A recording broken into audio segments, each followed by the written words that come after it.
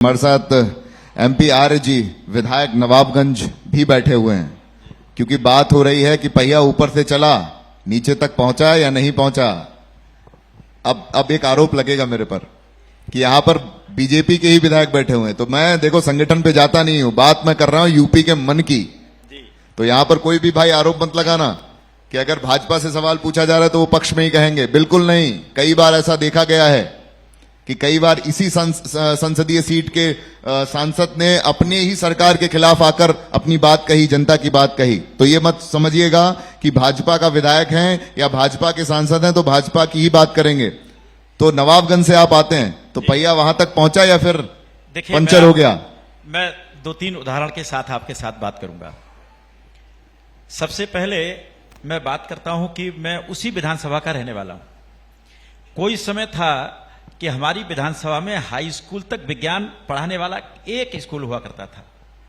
आज नवाबगंज विधानसभा डॉक्टर्स के सिलेक्शन के मामले में, नीट में सिलेक्शन के मामले में अपने स्तर के नगरों को या विधानसभाओं को देखा जाए तो उत्तर प्रदेश में नंबर 1 है।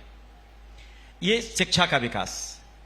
दूसरा बताता हूं, हमारे यहां एक दोहा नदी है, बरखेड़ा की तरफ रोड जाती है। उस दोहा नदी पर पुल बनाने के लिए कभी 25-30 साल तक लोगों को आंदोलन करने पड़े।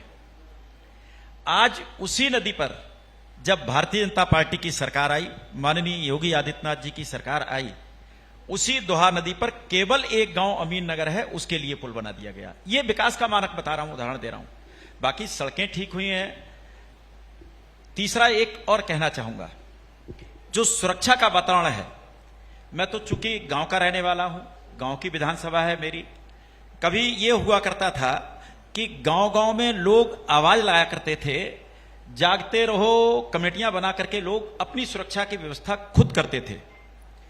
आज किसी गांव में भी इस तरह की जरूरत नहीं पड़ती है और रात को 11 बजे 12 बजे भी लोग निसंकोच निडर होकर के अपने गांव चले जाते हैं।